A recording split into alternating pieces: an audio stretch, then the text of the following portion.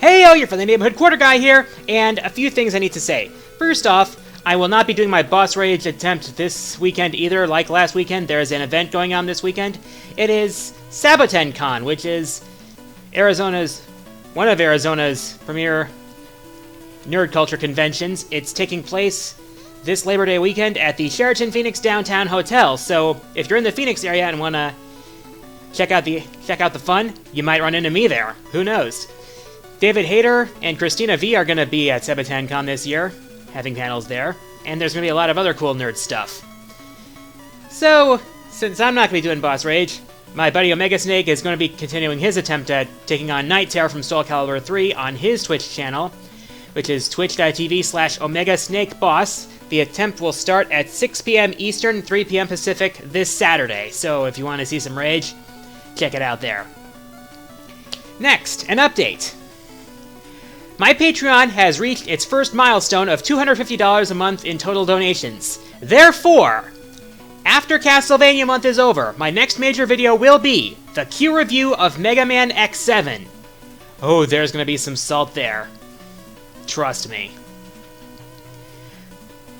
Alright, also, updates as far as Castlevania month goes. I'm making progress on it. I have one countdown fully scripted, a second countdown almost fully scripted, and the other two countdowns for solo partially scripted.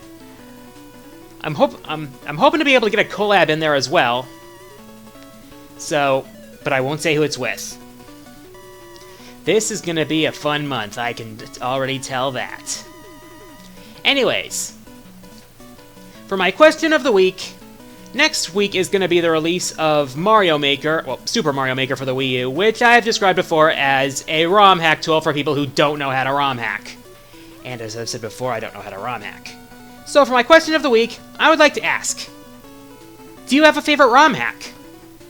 As always, leave your answers in the comments below. I'll pick my favorite answers and feature them in next week's episode. Here are last week's winners.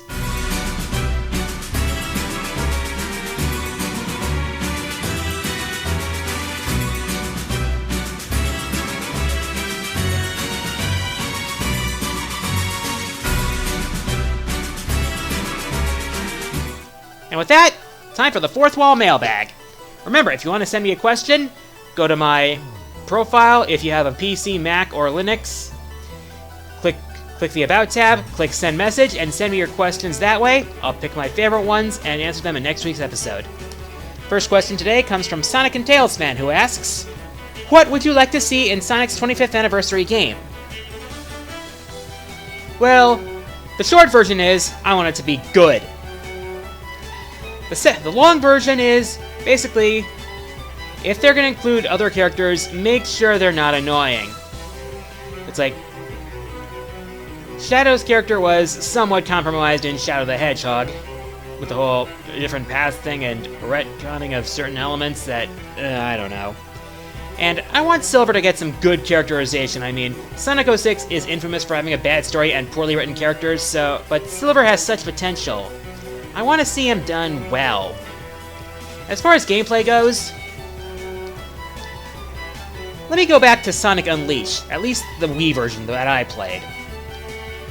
It had elements of what could have been a wonderful Sonic game. I mean, I enjoyed Sonic Unleashed, but it had elements of what could have been a really, really good Sonic game divided between the two sections. The daytime sections had probably the best sense of speed I've ever seen in a Sonic game. I mean, it's really fast, high adrenaline, high octane. In the nighttime sections, while the platforming was a bit flawed, lack of drop shadows. To be honest, I feel like if it had improved platforming from the nighttime stages and better control of speed than the daytime stages, I think we'd have the makings of a really, really good Sonic game. And at this point, it's what Sonic desperately needs. After the horrible, horrible reception of the Sonic Boom games, Sonic really needs something good. Next question comes from Hero of the War, who asks, would you consider doing a countdown on Touhou? Well, if I were to do something like that, I would need to play more of the Touhou games. I've only played a few of them, and as such I only know a handful of the characters in the universe. That being said, if I were to play more Touhou games, I might do a countdown on Touhou characters. I could probably do a countdown on Touhou themes, but Castlevania month is going to mark my first music countdown, so there's that. In any case, I might do it at some point if I play more Touhou games. So yeah. Okay, next question comes from Mechanized Gentleman, who asks, what are your thoughts on the upcoming Castlevania anime? Well, for one thing, part of my definition of anime is that it has to come from Japan. My thinking is that since it's being made in America, I'm thinking it's more of an anime-style American cartoon. But from what I've heard about it, it looks promising. It's being done by the guy who did the, that gritty Power Rangers fan reboot or something like that. And they say it's gonna be really violent, kind of like Hellsing levels of violent. And since it's gonna be based on one of the best games in the series, Castlevania 3 Dracula's Curse, I would say this has potential. I'd say I'm gonna keep an eye on it.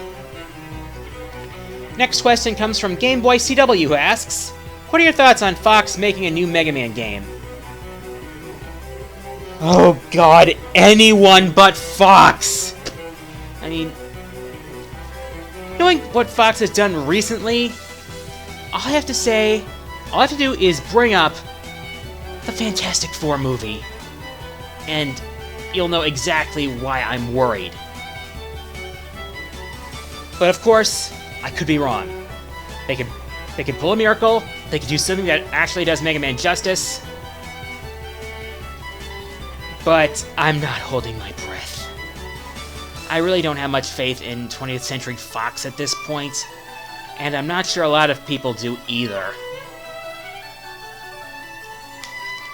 Last question comes from the Gold Mutant, who asks, which Castlevania game do you find the most underrated?